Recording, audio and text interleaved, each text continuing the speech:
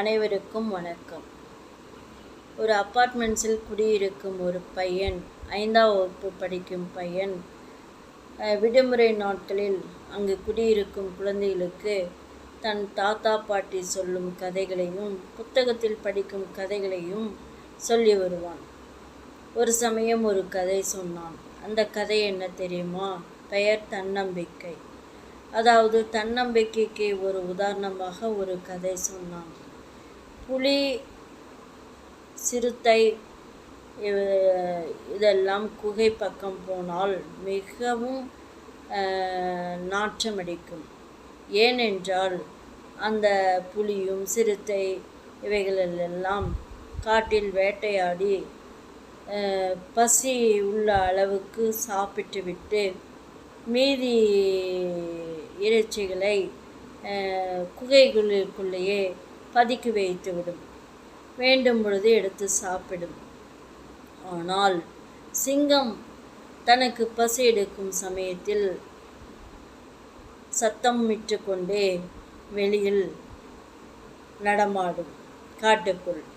அப்படி நடமாடும் பொழுது சிங்கம் சிங்கம் சிங்கம் என்று பயந்து கொண்டு முயல், புலி, இந்த மயில் இதெல்லாம், மான் இதெல்லாம் அங்கும் இங்கும் ஓடும்.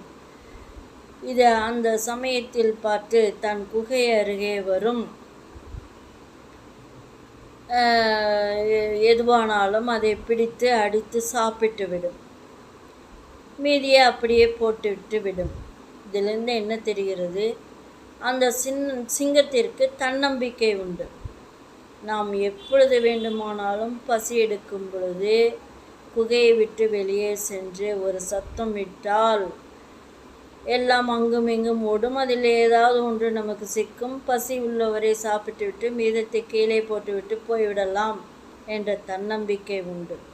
இந்த 5 அறிவு உள்ள விலங்குகளுக்கே தன்னம்பிக்கை இருக்கும் பொழுது 6 அறிவு உள்ள மனிதன் தனது அறிவையும் நம்ப வேண்டும், தனது உடல் உழைப்பையும் நம்ப வேண்டும், தனது சமுதாயத்தையும் நம்ப வேண்டும், தமது குடும்பத்தையும் நம்ப வேண்டும், நமது உறவினர்களையும் நண்பர்களையும் அனைவரையும் நம்ப வேண்டும். அதாவது தன்னம்பிக்கை வேண்டும். தன்னம்பிக்கை இது எல்லாவற்றையும் விட தன்னம்பிக்கை. தன் கையே தனக்கு உதவி என்பது போல தன் கையே தனக்கு ஊன்றுகோல்.